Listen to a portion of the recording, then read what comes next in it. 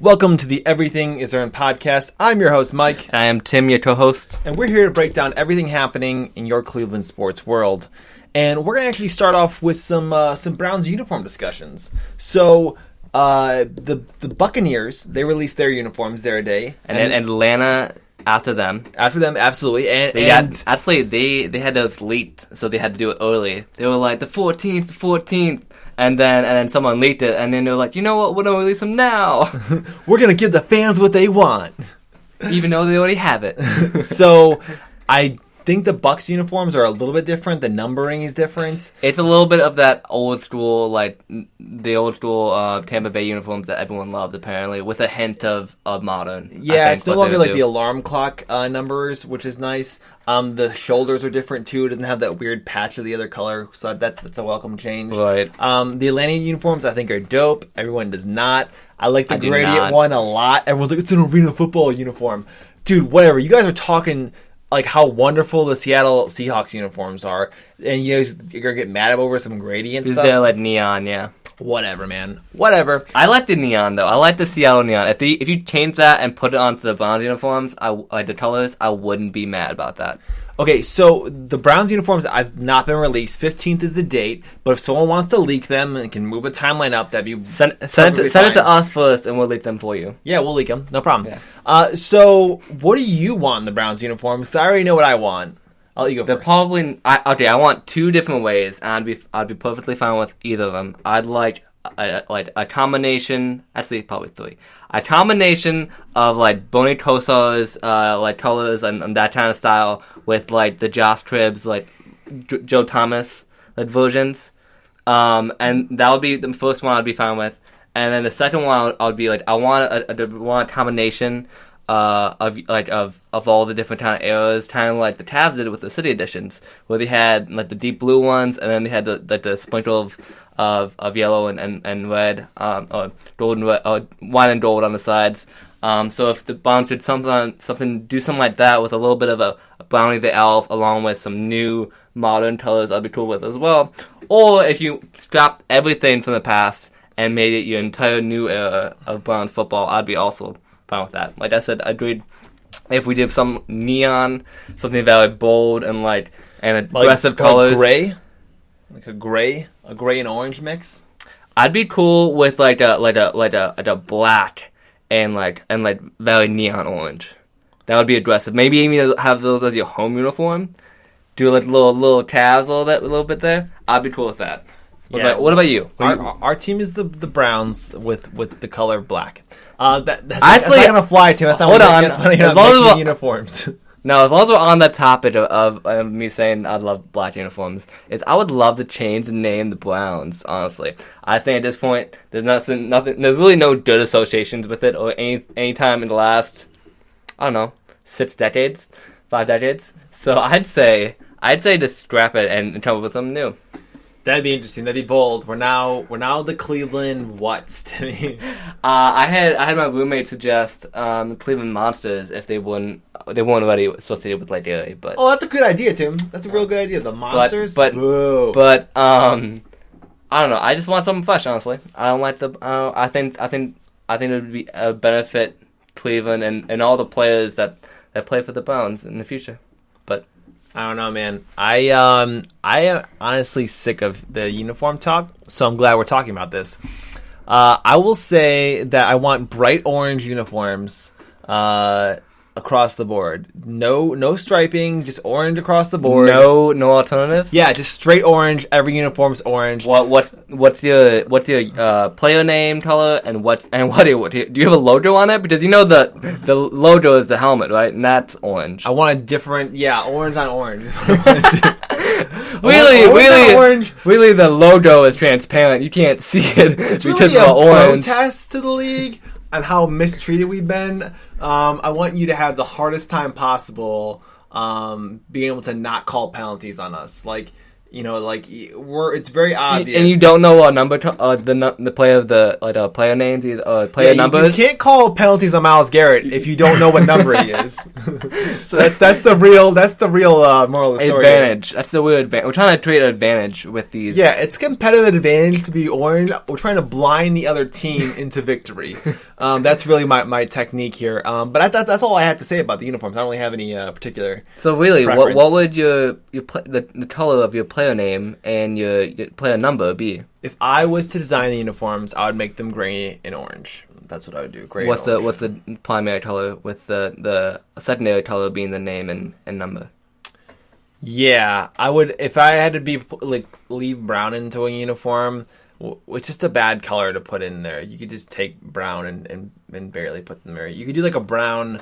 You brown on brown with a brown on white. You do like the trim of the collar like brown, and that'd be it, or something like that. What about a brown poop colored helmet? Just to switch the helmet up. And have like a white logo. Orange and white uniforms with brown. Personally, I enjoyed the logo of the Browns helmet on the Browns helmet. Like physically on the Browns helmet, I personally enjoyed that. That'd be a great logo on logo. Sounds good. I think what you should do is you should give all the Browns players that have children a coloring page. A coloring page. Give them the colors of brown, orange, and white, and let them color the uniforms, and then we can all vote on them on Twitter, and then that will be our uniforms from there on. Well, that would probably be almost better than the new ones that we got in 2015. How wild it would be is if you actually had fan submissions for a uniform pick, and then the fans voted on what the uniforms would be. Why don't we just do that? Like that'd be the best. I feel like there'd be many fans that create amazing uniforms. Yeah, but we've seen them in the past with edits over with new uniforms and stuff like that. Or like if a player joins a different team or something like that, it gets traded. Yeah, I'm sure Nike would love that because then their in-house talent wouldn't be able to charge all the money for it. Right. So whatever. Anyways, so moving on from uniforms and other interesting things to talk about today, we do have talk about Peyton Hillis a little bit.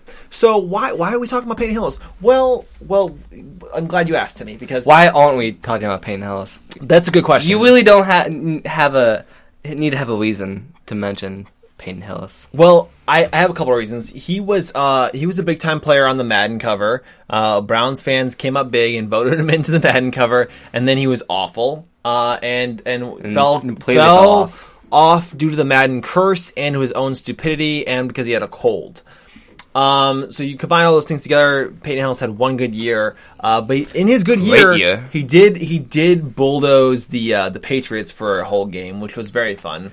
3 touchdowns and like 182 yards. I thought it was 282. He had a lot of yards. But the Browns tweeted out today, and I think he put it on their Instagram or something as well, that there's also one of the games you could watch with the Game Pass. That's free right now, is that game when he runs over the Patriots. We are going to make it easier for you. We're just going to throw the highlights on our social media pages, and you can skip and save yourself 2 hours of watching the game and just watch the highlights. Because all you really want to watch is the Peyton Hillis highlights. Yeah, that's really all you need is the Peyton Hillis highlights. You don't really necessarily need to watch the Browns, the Browns and Tom Brady for a whole game, for a whole hour and a half. It's just a lot. So we're going to put that on there. We're going to help you guys out, and we're going to let you remember Peyton Hillis in his best game of his career, and it'll be on the social media pages. So do you have anything else to say about Peyton Hillis? That's why you don't pay running backs. Sorry. Yeah, that was a whole mistake that I don't know if it was his or his agent's mistake or whatever, but yeah, it's always a really, really weird thing to think about is how he fell off so dramatically in 1 year. If it was him and his fault with the coaches, or like the scheme that they were in, or they thought it was gonna be a one and done kind of thing, and the league was gonna adjust. But no, I don't really have anything else to mention about Peyton Hillis. He's just one of those first, he kind of came back with one of those big guys who was really incredibly tough to bring down, while also having that breakaway speed.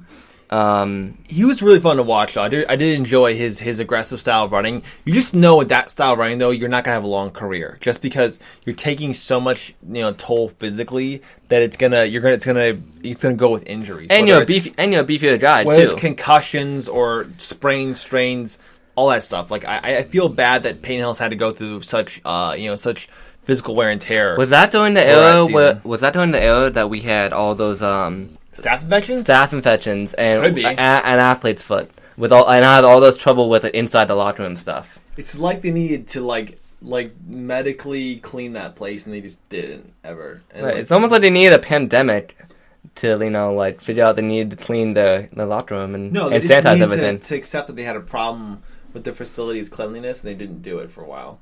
Yeah, that was a whole weird era. They got sued over it.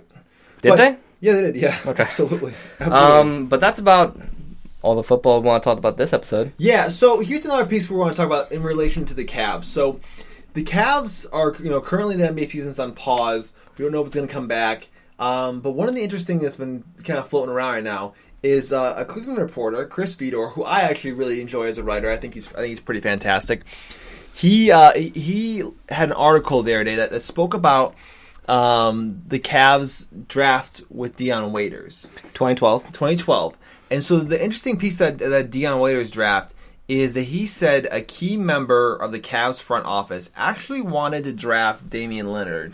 That they saw he had star potential and that he was pushing for the Cavs to draft him. However, Lillard wanted him to draft him, or this team member. The member of the Cavs, the team member, okay. wanted to draft him. However, they were concerned about the fit with Kyrie because they had just drafted him the year prior. Which is interesting considering how we saw the fit work with Waiters and Kyrie be so awful. That you'd be taking a little bit more of a chance with Waiters to have those two superstar duos. And for the record, the Cavs drafted Waiters at 4, and the Blazers drafted Lillard at 6. Yeah, so it wasn't very far off. I just think that Waiter, like if you knew what you knew now and you redrafted, you would definitely take Lillard. Or there's other options out there. You could also take Andre Drummond. He went at 9th. You could also go into the second round and get Chris Middleton, or Draymond Green, or Jay Crowder. I wouldn't take Jay Crowder over those other guys. I mean, I'd take Jared Sullinger over him. Or Will Barton even. Will Barton, he'd be a better fit. I'd be interested in still taking Lillard though, because imagine you could have the same kind of a duo as the Blazers have right now with him and CJ McCollum. Do you think it would be similar? Because we've seen two dominant stars, LeBron and Kyrie, be able to function, even though they're two ball-dominant players offensively. You just kind of switch back and forth. You take over for a little bit, then I'll take over once you get tired. I don't think it would be that far off, but I do think there's an element to would Lillard become a superstar like he has playing alongside Kyrie Irving? What do you think about that? Yeah, it's interesting to think about that because maybe Kyrie would play more off ball. But Lillard's good off ball too. Honestly, I think if you look at the whole spectrum of it, I think that would have been a really interesting thing to have. Then maybe you could have actually moved one of the two for a bigger piece. During those eras to kind of get things 2014. Going. Maybe when LeBron came back. Yeah, maybe you don't get the Kevin Love pick then, and you move Lillard for another piece instead. You don't draft. You're probably not number 1. Yeah, in so 14. you don't have that asset. So you don't draft Andrew Wiggins at number 1.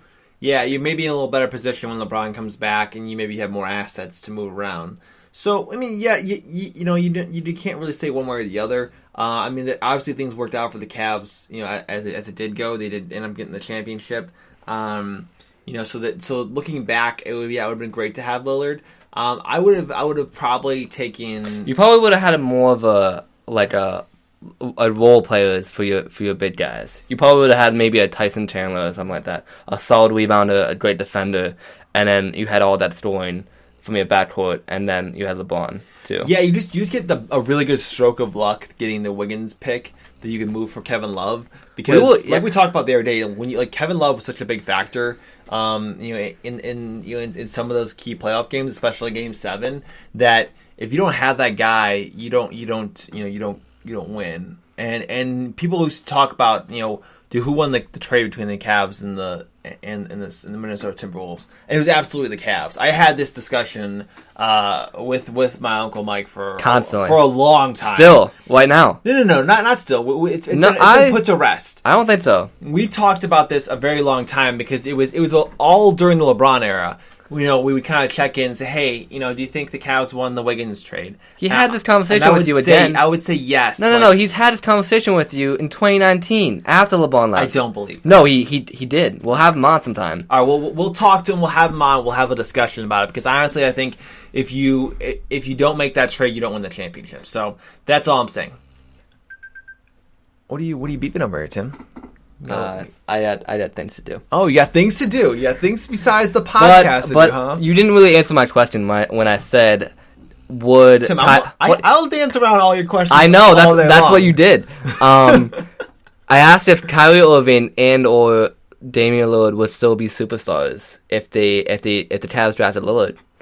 Yes, they're cold-blooded NBA players. You don't walk into the NBA and have the success they had without that type of mentality. Like, they would be superstars one way or another, whether it be with the Cavs or outside of the Cavs organization via trade or something like that. They would still be the same level of players they are today. I'm not so Kyrie sure. has got the sickest handle ever, and Damian Lillard is absolutely a killer. He's one of the most clutch players. He wants the ball in his hands during the biggest moments, and he comes through in those times. Dame time got invented through his killer mentality in the fourth quarter. Yeah, absolutely. But Kyrie Irving also lets the ball 10 games as well. And I think if Lillard came into Cleveland, Kyrie would have the higher probability of becoming that superstar. Because I just believe that he was already in it, and he had drafted in 2010, right? So he would have 2 years on Lillard before he came to lead. And I think during that time he already built up enough of his personality in the NBA to take off with Lillard at that 2 spot or the 1 spot, depending on who you have. Interesting duo. I think with Lillard is C.J. McCollum was drafted after Lillard, so it'd be in the same situation. It'd kind of like a parallel with Kyrie and if we drafted Lillard to Lillard in with the Blazers and C.J. McCollum, because he had a couple years by himself too to kind of grow and become the man over there with the Blazers. I mean, the whole Blazers thing is just an enigma to me, because if you look at it like objectively and you say, okay, like the teams that have won titles in the last few years have all had like 3 superstars, right? Yep. And you look at the Blazers, and they think they have a great duo in CJ and Lillard, but they don't have that third superstar. They have Nurkic, who's pretty good, and not Whiteside. But Whiteside's not really a superstar. But he's a damn good player. Do 2 really good players make up a superstar, though? I don't know. But what you're running into is do you think that duo's that good because the sum of the parts don't necessarily equal what the sum of the parts of a superstar. Superstar. So my question is, I really don't know how good that duo is until they add a third piece. And we could have given them Kevin Love, but they didn't want him, so whatever. Oh, for CJ? I mean, no, they weren't going to get CJ back in that trade. Well, I'm saying who... You were never going to get CJ back. Oh, last year, yes. Yeah, you were never going to get CJ back. For Whiteside or New York. You were going to get Simmons, the backup point guard. Okay, and like the first round pick or something. Yeah, they had a couple interesting young players. Yeah, I would have deferred too. But I think that duo in the Blazers have really could compete in most eras. They just happen to have bad luck moving into that kind of that 3-headed dragon, 3 superstar kind of era that's become the last 4-6 years here. I think you have to have that in today's NBA, and with the way salary caps are, and the way that how much level of talent is in the league, you could have a third superstar. Just are you willing to shake up whatever you have, or are you willing to put the assets out there to get that third superstar? Also, I don't know if the front office would be willing to like go away from I think what Damian Lillard's mentality is. So I think that's been the biggest part. If Lillard was open to it, I think they probably would have done it by now. But I think he wants to bring that championship over there through his own way, through what he's been trying to do. I think in order to have that third superstar, you have to have a young guy on a like a rookie deal or like a second tier deal, and then you can build it around your two superstar contracts. One of the reasons the Warriors got so lucky with getting Durant is because of what Steph Curry's contract still was at the time. And what Klay Thompson's contracts were still at the same time. Well, if you remember, the money matched up allowed them to go sign KD, which was still so dumb. Well, if you remember too, part of that is when Stephen Curry got injured, and they re-signed him while he was injured, and so Stephen Curry wanted his money before maybe it wasn't out there in a year or two.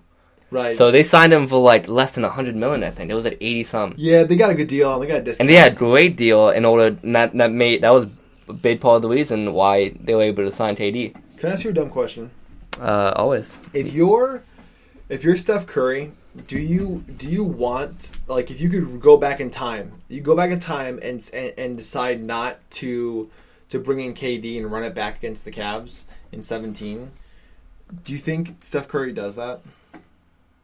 I think him and Klay had concerns that they wouldn't be able to do it, or Draymond just decided to answer the question for them and just call him in the parking lot after Game 7. But like if Curry didn't want KD to come and made that known to the front office, it wouldn't have happened, right? Like Curry goes, "Hey, don't bring in KD." Or, hey, I don't want this KD thing. Well, do you think he was silent in the situation? Do you think he actually spoke about the situation? I feel like if I have no knowledge on the matter, but I imagine he was quiet about it because somewhere inside he's like, I don't know if I can beat him next year with what we have right now.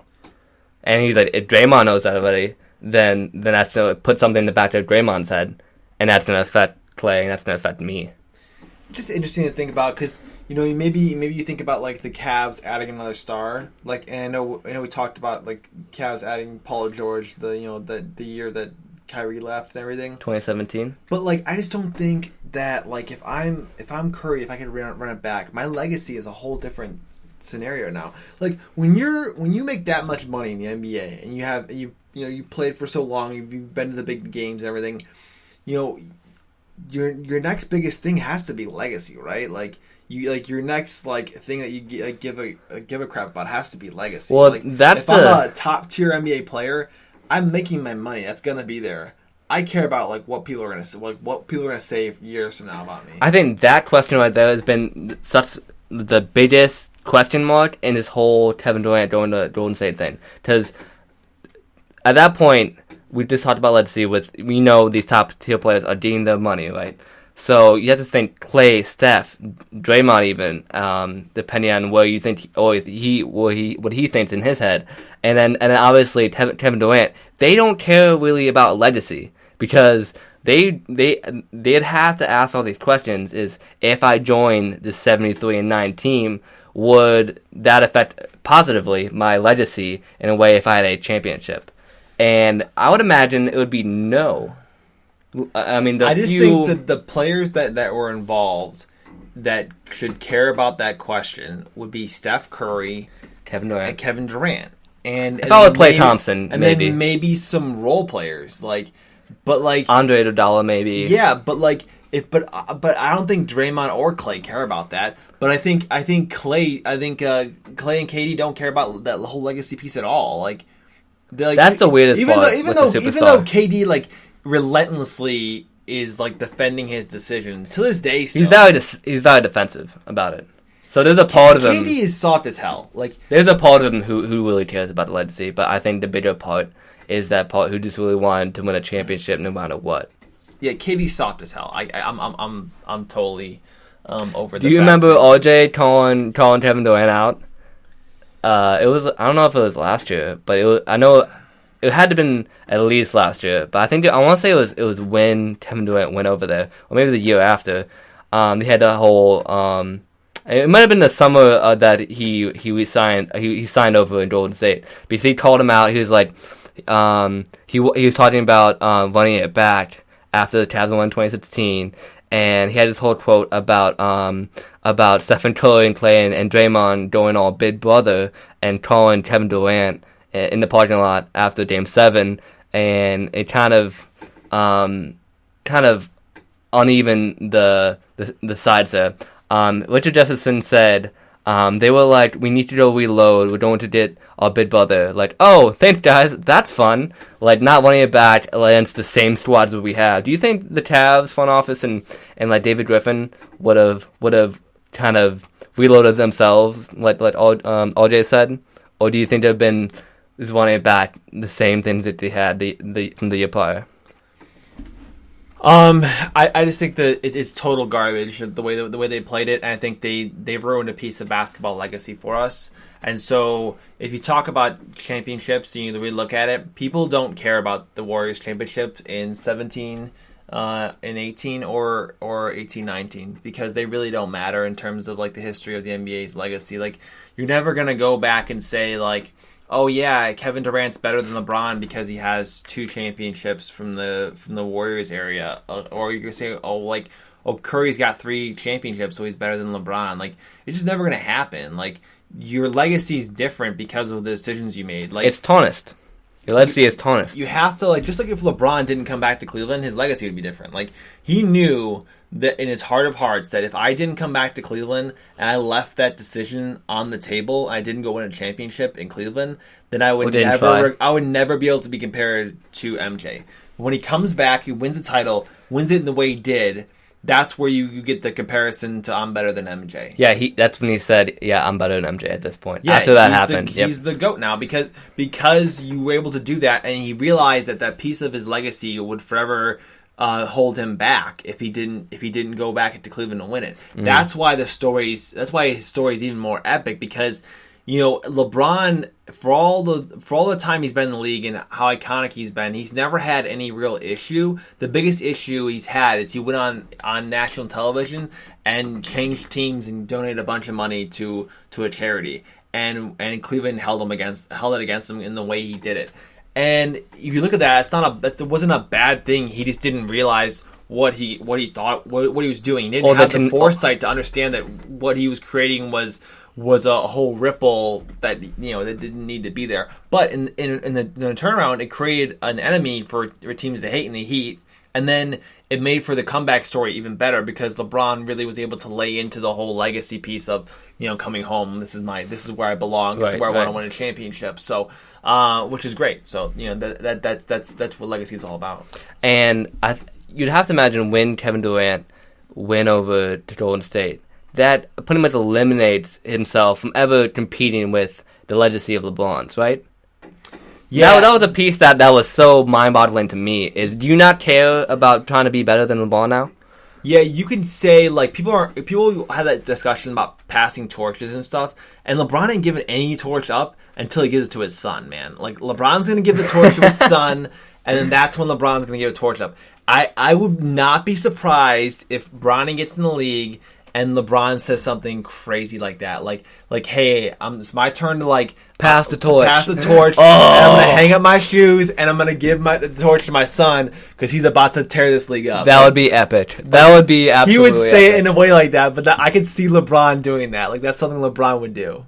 I don't think LeBron would be good enough at that point to be like, I'm passing the torch. No, I think Bronny's going to be a really good NBA player at some point, but I don't think he has LeBron type of talent. No, I meant LeBron be good enough at that point. In 2023, 2024, 4 years down the road. Just stop, Tim. We're in year 17. LeBron just gets better. He's like fine wine, man. We're not going to talk about LeBron falling off. Every time you try to talk about LeBron falling off, what does he do? He goes out and plays better. He goes out and what's that ice sled machine that he does? Like that was like the. He just goes in the cryo machine. The cryo machine. Cryos it up. He ages back 3 years. Speaking of the cryo machine, that I don't know, cryo tank or whatever. Cryogenic, yeah. Cryogenic tank or whatever. Remember when Jose Calderon would park himself in one of those cryo tanks like for 2 months and then come out of nowhere after someone went down Kyrie went down for a few games and just ball his face off. He had averaged 8 points with 16 assists. That 14 was weird, assists. Man. Yeah, he would just hang out and then was that 15? 2015? Come out of nowhere and then he'd be out there playing. And he hit 3 threes in a row and have like 12 like, assists. Jose Calderon? Okay, buddy. Like, Yeah. You just pop out of that cryo tank, man. It's a wild time having Jose Calderon on the roster. It was actually the last year LeBron was here, I believe. We had Jose 2018? 2017, 2018? 2018, yeah. That's what it was. So that's going to wrap up this episode for us here. We appreciate, again, as always, everyone tuning in and checking out the podcast. Hope you guys jump over to our social medias. We are on Facebook, Instagram, Twitter, TikTok, and Reddit now too. So we're on all the social media platforms, bringing you all the best things about Cleveland sports.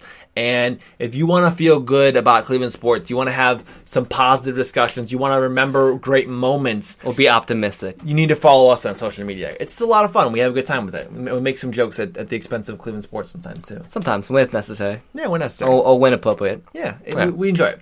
So my name is Mike. I'm the host. And I'm Tim. The co-host? Nope. No, you're just Tim. And remember, in Cleveland, everything is earned. Yep. Nope. Nope. Tune in again with us for our Friday edition. Friday edition. Ooh. Bum, bum, bum, bum. You're gonna edit that. I'm not gonna edit that. I'm not doing it.